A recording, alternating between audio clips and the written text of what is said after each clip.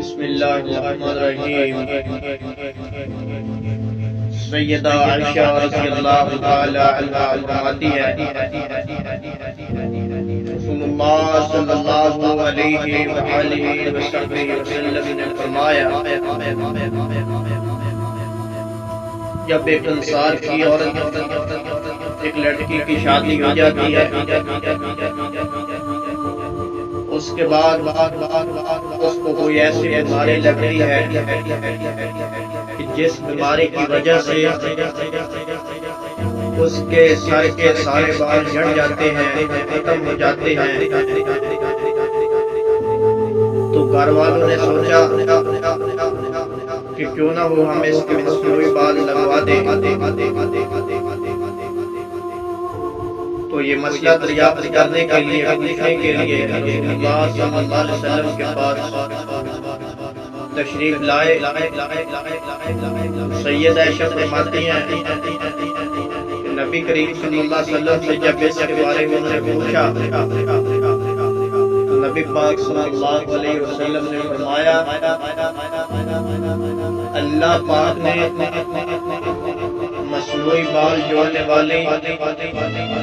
اور جڑوانے والی دونوں پر لعنت بھیجی ہے۔ ایک اور حدیث میں ہے کہ نبی علیہ السلام نے فرمایا کہ سابقہ امتوں کی بیماری غیر محسوس طریقے سے، یعنی ایسی بیماری ہے جو محسوس نہیں کریں گے لیکن ہمیں داخل ہو جائے گی، منتقل ہو جائے گی۔ رسول اللہ صلی اللہ علیہ وسلم نے اس بیماری کے بارے میں بتایا جو غیر محسوس طریقے سے ہمارے میں منتقل ہو جائے گی اس امت میں، وہ حسد ہے، اور دوسرے نمبر پہ فرمایا آگے فرمایا یہ تمہیں دینے والی ہے، ختم کر دینے والی ہے، اور فرمایا میں یہ نہیں کہہ رہا کہ ننگے کی وجہ یہ ہے کہ تمہارے بال نہیں دے گی، بلکہ نہیں، یہ ایسی بیماری ہے جو بالوں کو ختم نہیں کرے گی، بلکہ اگر تمہیں لگ گئی تمہارے اندر حسد اور بغض آ گیا،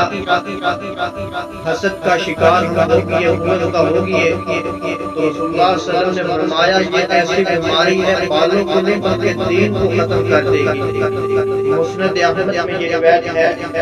فرمایا یہ دین کو جڑ سے اکھاڑ دے گی، دین کو ختم کر دے گی، جیسے میں حسد آ گیا اس کے پلے نیکی تو ہوگی نہیں اور دین کو ختم کر کے رکھ دے گا۔